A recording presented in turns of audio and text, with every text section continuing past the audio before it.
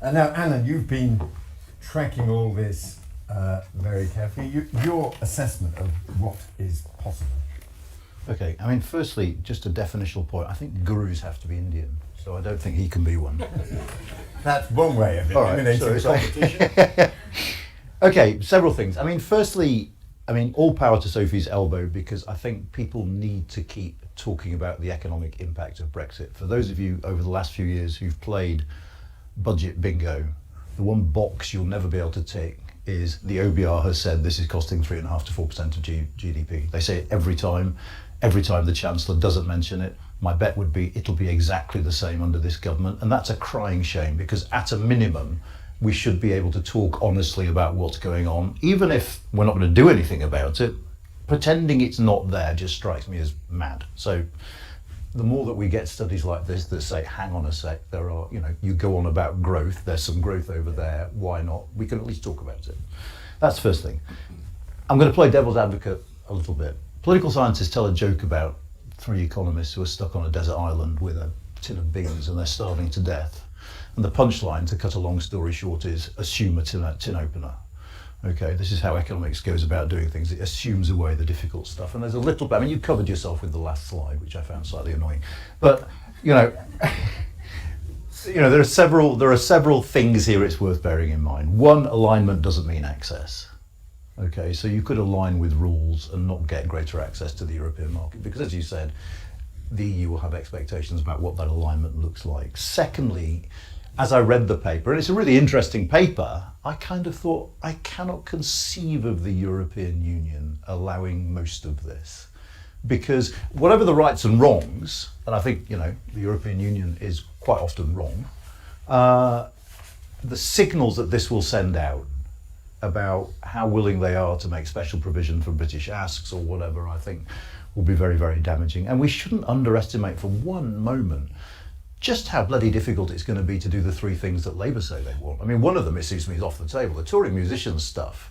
If you want to laugh, look at the minutes of the Partnership Council from just about the time of the election. It was in July. They met again and they talked about touring musicians again. And there's a phrase in there, and I paraphrase, but it was very, very funny. It was basically, look, the EU have said this to you several times. We're getting bored of saying it to you. Could you please not ask again? But there is no deal to be done on touring musicians because it's too complicated. It's cross-cutting.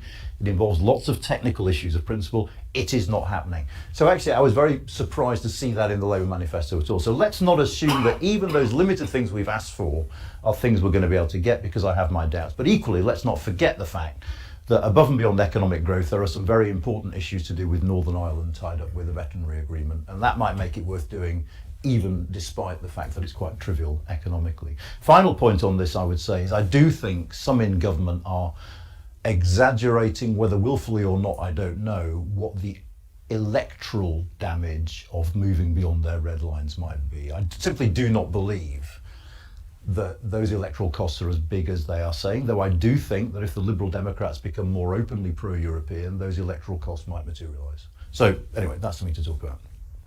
Next point is, there is a danger, I think, in simply adopting regulations that weren't designed with us in mind. I think those dangers are most pronounced in services sectors like financial services. The Bank of England has always been queasy about things like equivalence, and I think the reason is, if you let them set rules that apply to us, they won't be optimal for our economy. They might even be harmful. And in good sectors, you're talking about things like, gene editing, where we hope to gain a comparative advantage. There could be real costs to signing up. So we shouldn't be blind to the costs of alignment with rules that weren't made for us. Next point, I'll be very, very quick. I'm only going to take about 5 minutes, but I've got a list of points. One of the potential benefits of Brexit, it seems to me, is to have a more honest political debate. It always used to annoy me that people used to say, look, we'll never get those sorts of environmental / social / labour market regulations through our parliament. So I know, let's get it through the European Union. We don't have to worry about the pesky domestic debate. And I actually think one of the benefits of Brexit is we have to have those debates. We have to confront those trade-offs. We have to persuade people that you need environmental standards, you need social standards. So I was slightly dispirited with the product safety and metrology bill, because in a way that's another. One of the things this government has done so far is try and dodge political debate. This bill allows them to align with the EU without debate by a statutory instrument. The scrapping of the European Scrutiny Committee in the House of Commons again means there is no place where we can sit down and have what is fundamentally a political argument about how much we want to regulate, how much our regulatory activity should be tied to those of the European Union because of market access issues. These are all intensely political things, and I think we should have a conversation about them. The problem is it's far from obvious where we have that conversation now, and this is simply the executive or Nick Thomas Simmons giving a nod and a wink and saying, yeah, go on then. That doesn't, it seems to me, imply the sort of progress that we might have expected.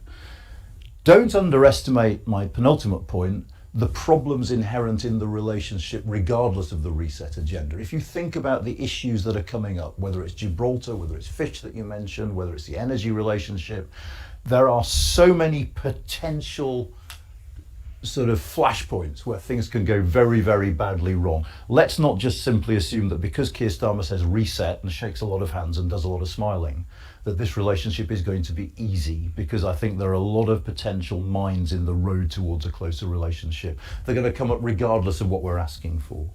And the final point I'd make is it's worth stressing, we always talk about us as the sort of actor in this relationship. We'll ask for these, the EU will respond. One of the biggest tasks that faces us with regard to Brexit is simply keeping up with what the bloody EU does. I mean, you've talked about CBAM, you've talked about all the new regulations, and it's just worth stressing.